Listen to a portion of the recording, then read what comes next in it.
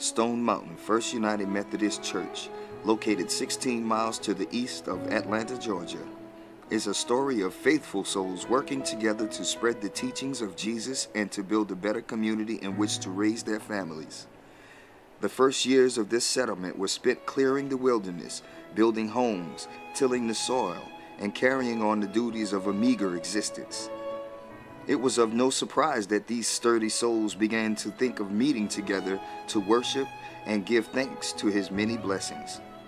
So in about 1854, a small group band together searching for a better way to worship. There were 7 persons who were chartered members of this church. They were Mr. and Mrs. Andrew Camp, Mr. and Mrs. Maxie Waits, Miss J.G. Rankin, Miss Oliver Winningham, and Miss Ira Camp. I joined this church in 1932 when I was 10 years old. She was my great-grandmother. She was one of the 7 founding members of this church. And since the church was founded, there's been a direct descendant of us in the church, ending with me. It has been difficult to get precise details concerning the church prior to 1894. Any information regarding the church prior to that time can be found at Emory University Theological Library located in Decatur, Georgia. Most of the records on the church since that time can be found in the quarterly conference records of the church and from some of the older members. The first place of worship was a building which had been part of what was once the fairgrounds. It was here that all those who wished to worship would gather each Sunday. The Methodists worshiped with other faiths. It was also a site used by the Baptists and the Presbyterians. In 1867 through 1869, the young church was thriving and active. There was 314 members, and the property value was worth $2,600, with Albert Gray as pastor. In 1870, a wooden structure was erected on the present-day site. From 1871 through 1874, the member count reached 367 members, with a property value of $4,000, with Francis B. Davis as pastor. In 1903, records show Stone Mountain Methodist Church was still in the Oxford district, with Reverend F. W. McCleskey as pastor.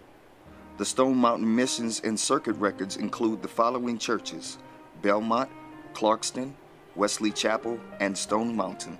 In 1904, Reverend W. H. Spear served as pastor. A parsonage committee was elected and was given instruction to give notes to get a bond for the purchase of the first parsonage. Until this time, records showed that a parsonage was rented. In 1905, Reverend Nath Thompson served as pastor. The trustees were authorized to repair the church in Stone Mountain or build a new one as they saw fit. In this record, we find 55 people who came into the church during a meeting held in a tent pitched at the corner of Mountain Street and First Main, with Reverend Charles J. Jarrell doing the preaching. In 1906, the Women's Missionary Society of Stone Mountain was organized. Records show that money was being raised for a new church. My father always loved that church, helped build it. In 1909, the charge was changed to Stone Mountain Clarkston. Wesley Chapel was placed in another charge. Trustees were instructed to sell the parsonage, adjust the Wesley Chapel interest, and build a new parsonage on the church property. The lumber that was torn from the old chapel was used to build the new parsonage. During the construction of the new church, the congregation of the Presbyterian Church graciously awarded the use of their church. Well, we started out Stone Mountain Episcopal Methodist Episcopal Church South, and somewhere the church did away with Episcopal, and I can remember when they did away with the word South, because we lost some members. They moved in that church when it didn't have floors. They moved in on the dirt floor, and they moved in without any windows. Oh my goodness. They started in, I believe, 1909, and didn't get the windows in there till in the early 20s, 1920. But I don't know exactly what day that was. But my father was always so interested in that church and gave so much of his life to that church. I tried to follow in his footsteps. 1909, Methodist Episcopal Church South. This was in times of segregation, yeah. But nowadays, we're not segregated. So anxious were the members to get into the new granite building, forged from the Stone Mountain granite, that small inconveniences like bare rock walls, no windows, and even the dampness of the dirt floors didn't dampen their spirits from worshiping in the new church. With the help of all, it was possible to place in the church the stained glass windows, which today remains beautiful in color and design. Not long after the floor was laid and the bare gray rock was covered with white plaster and mission woodwork throughout, heating and furnishing the church took several years more. Was the sanctuary heated with coal? With coal. And was that the fire that Hugh would lay Yes. on a Saturday? Yes. In that corner over there, there was a bin built out in the corner with the coal in it, covered with tin, where we would slide and play on it as a child. And I bet you got in trouble. We did get in trouble. The first job I ever took that I got paid for was building fires in 2 coal furnaces in the basement and a pot-bedded stove back in that round part. I'd get up early on Sunday morning and go by and build a fire. And then I'd run part of my paper out and put the coal on. And I'd run the rest of the paper out, put more coal on. Then I'd go home, get ready for Sunday school. And when I got off to church, I'd put on more coal. So that's the way I did it. But I made lots of money back then. Oh, did you? Yes. Usually it ran about $2 a month. During this time, Reverend D.B. Cantrell, Reverend J.D. Milton, Reverend E.G. Thompson, Reverend J.A. Partridge, Reverend O.M. Blackwell, and Reverend John L. Hall. Each one of these men played a great part in bringing the church's building to a completion. The completion of the church and the debt was cleared during the pastorate of Reverend Blackwell. Pews were then installed to complete the finishings of the interior. The debt on these pews were cleared in the fall of 1926, and the church was dedicated by Bishop Warren A. Candler. You know, they say about Methodists that you can't eat a meal without having a meeting about it. So Methodists meet a lot, and we like our meetings. But we don't meet for the sake of meeting. We meet to make decisions and move forward with our ministry. Some of the meetings that we have involve ministry with children and youth. Some of our ministry meetings are the finances of the church and the faithfulness of the past that has enabled us to be debt-free today. Our finance committee has done a great job of the care of the church and the savings that we have.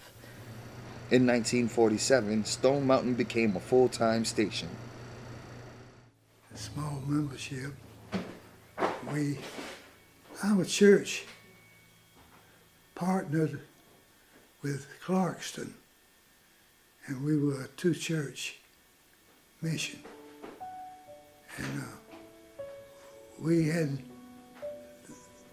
the main part of it, the parsonage for the preacher that served both churches. We had the parsonage here, and I can remember when we became a single charge. And then what was built next? That's the classes, the Sunday school rooms were built before this part The Sunday school rooms was behind the sanctuary, Yes. the kudzu room. And all this was the old fellowship hall right in here. Where the Fidelis class, yes, that was the fellowship hall. And the kitchen is where the communion room was. In 1949, educational building added to the original granite structure. It was 2 stories with 13 classrooms, a kitchen, recreation room, and restrooms. Gas heat was installed throughout the entire church.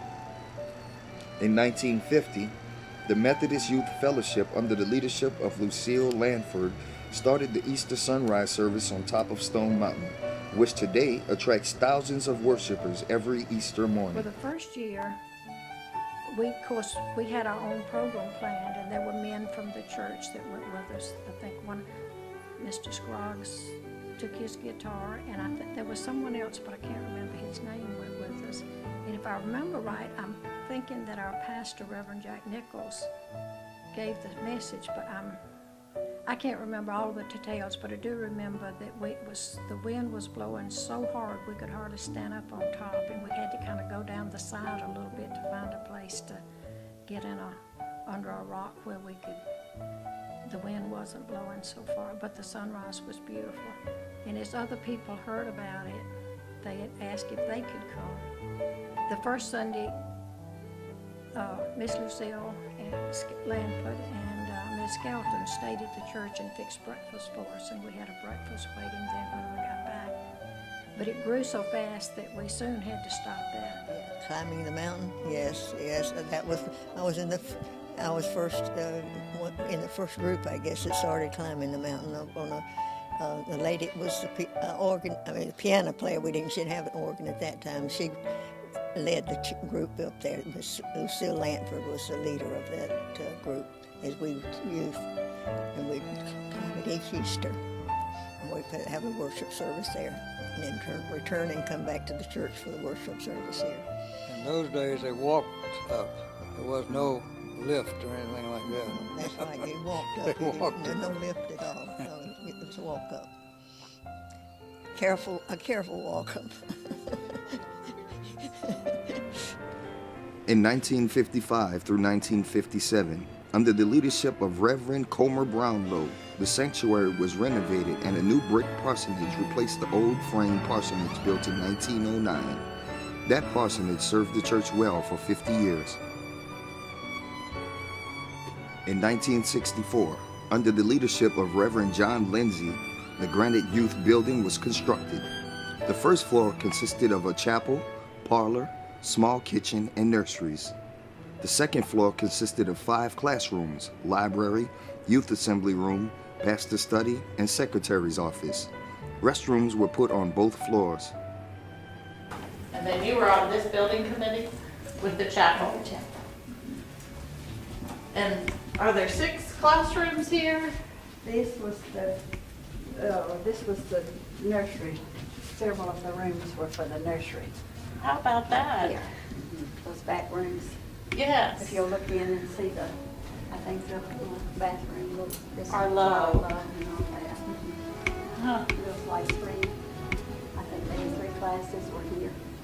And then this building, the Family Life Center, is the last thing we built. Yeah. In 1979, the church purchased a new parsonage located off church property. In 1980, the church began participating in the food pantry for the needy. In 1982, Stone Mountain First United Methodist Church hosted the first of what would become an annual event, Wesley Walk for Others.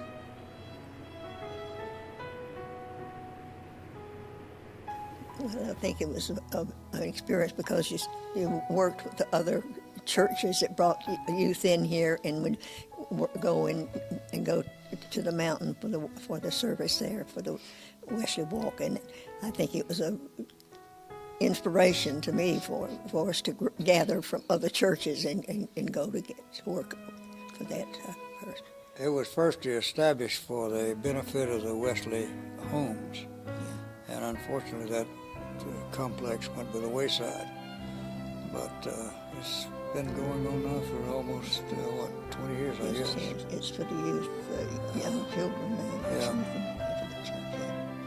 I was the building chairman for the Family Life Center building, so I know about that. That would happen in the 80s, the first part of 80. And, but it has had a lot of additional things to it. Matter of fact, 3 that I know of. Mm-hmm. The back area like there, where the choir is now, there used to be a cafeteria. And the activity that took Sunday schools and things like that took place within the church itself.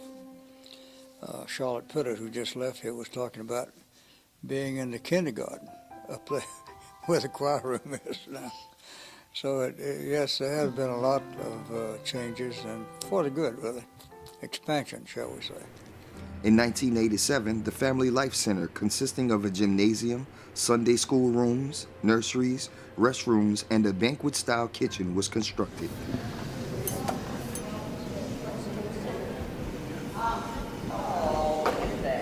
can't get away. Hello, how are y'all? Y'all are doing all right? Doing great.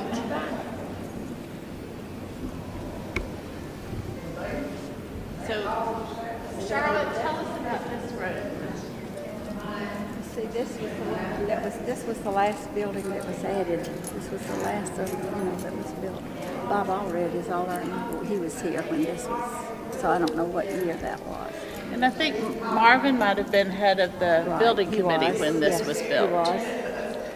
And this is a Family Life Center, and it's surrounded by classrooms and nursery and what was Kitchen. it? State-of-the-art kitchen. Yeah. In 2000, the church repaired every stained glass window and covered them with Lexan to protect against the weather and vandals.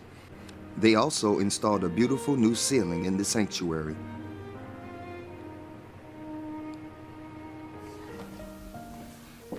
Where the wood is?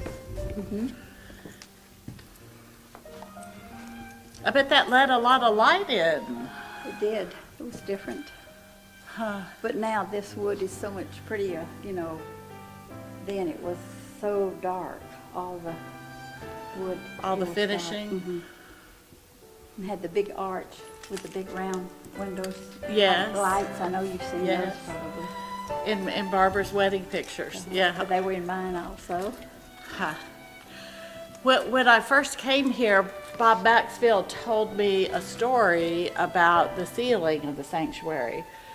That they found out they needed to replace it, and we didn't have the money. But there was a gentleman who lived on Ridge Avenue who was sick, not a member of the church, but the pastor just visited. Charlie B. Pritchett. Is that who that was? Charlie B. Pritchett? He left about 65,000 maybe or something was up that he left. Enough to Israel. do the ceiling. And I'm not sure if that was what the one that did it, but I think probably so. They lived right across in the White House. Stone Mountain First United Methodist Church continued with Sunday school, 2 worship services, covered dish suppers, weekly Bible studies, and monthly communion. The church provides food and money for the Stone Mountain Cooperative. Well, as we lean into the future and we look, the goal of the church is to make disciples of Jesus Christ for the transformation of the world, which is a big goal for a little church like ours. But we are busy making disciples, not only here at our church, but outside the doors of our church, in the children's camp program, in the feeding of the homeless, in gathering food for the co-op. in the way that we live our lives and the way that we love each other, we are busy making disciples. My prayer for the church is that we would be the place in the community where everybody wants to be. Let's go to that big stone church. There's something happening there. Let's go to that big stone church. They welcome people who are new to town. Let's go to that big stone church. If anybody's going to help us, that big stone church will help us. We have that kind of presence in the community with the building itself is such a impressive structure. And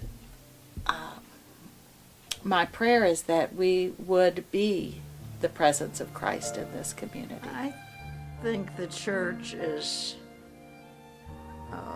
always been a part of my life here, and my family is the big thing in my life, the main thing in my life, and probably the church might come next.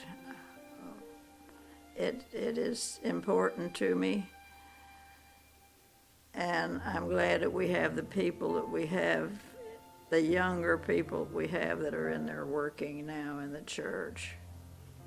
Because the older ones, of whom I could name a dozen or so, my age, that worked very, very hard in the church, and they're either no longer here or they're no longer able to accomplish very much.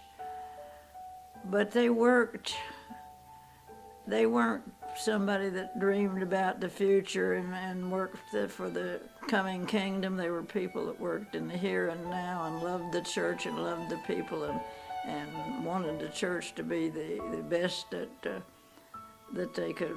They wanted to be attractive to everybody and be a place that was suitable for worship of God. And they were good, hard-working young folks, and we have a group of those now, a different group. I look forward to the upcoming year, 2015. We have a lot of new ideas, involving music, a new young adult ministry group. I kind of want to get out there more in the community where we can, evangelize. Just really get out there and talk to people and invite them in and see what we have to offer here. And hopefully they'll feel like, this can be home as well, just like I did. The church has meaningful services for Easter and Christmas, as well as memorial services for the deceased members each year. They host annual talent shows to help raise money for our youth to make meaningful summer mission trips to assist others. And our annual Vacation Bible School offers a time of fun and worship. Well, one of the most remarkable things about Stone Mountain First is who attends the church and the way they love and care for each other. The church was primarily a white church until about 15 years ago. And as the church became integrated, they truly began to care for each other in deep ways. And then folks started coming from different African nations and from Haiti and far-flung pieces of the earth. I mean, they came from everywhere. And when you look out into the congregation on Sunday morning, you don't see a typical church. You see a black, brown, white church. Anne Lamott calls it a kitchen church. It's people who don't mind pushing up their sleeves and working together in the kitchen or working together in the yard, taking care of each other, going to lunch together, having a covered dish dinner together. It's a picture of what the church should be like everywhere. And yet it's a rare thing, and Stone Mountain First has it in spades.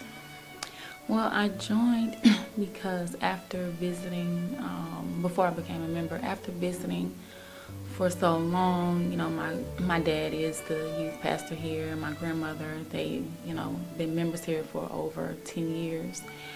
I started coming And people just welcomed me with open arms, made me feel like I was family. I felt like even though my family was here, I still felt like I had an identity here, and they loved me for who I was, and just welcomed me and loved me and just made me feel special. I'd tell them that everybody is welcome and that it is thriving and that it's moving along and that it is not a standstill thing that sits here on the corner. It is something that is growing and moving and wants people to come in and work in it, and is happy to have all cultures and all folks. What do you love about being here at Stone Mountain? This is one of the most dedicated small choirs I have ever worked with. They truly enjoy what they do. Music, church music particularly, has been a passion of mine since I was 9 years old when I took my first organist job. But, you know, church music has been such a major part of my life, all my life, until I can't imagine not doing church music. What's been really fun in the last 6 months? In the last 6 months, a new energy for the choir that I think Marlissa has brought. And it's been fun watching the choir transform into a really cohesive group and interested in learning new stuff and putting time into it and putting work into it. That has been the most fun. The music department is growing with the liturgical dance group, youth, and children's choir. New this year is Nanette Todd Children's Camp. And so we're very committed to helping in Liberia, in Ghana, but also right here in Stone Mountain. The summer camp, Nanette Todd's summer camp program for children, are the children right here. Those 20 children that we had last summer read 379 books. It's a literacy camp because we know for children to have changed lives, education is their key out. And so we did one-on-one reading with every child every day. Volunteers in the community and volunteers from across the city came and sat with these kids and read and talked to them about what they'd helped them draw pictures about what they'd read. In closing, in 160 years, Stone Mountain United Methodist Church has progressed from borrowed space to the beautiful, functional worship buildings we see today. They have been served by 46 pastors from Dr. Davies to Dr. Ellen Shepard, many district superintendents, and numerous dedicated church members.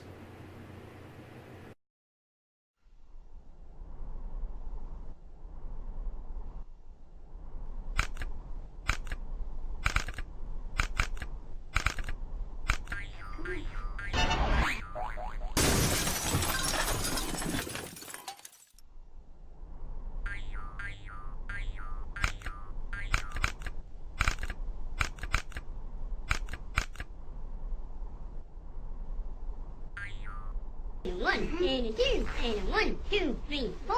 Happy birthday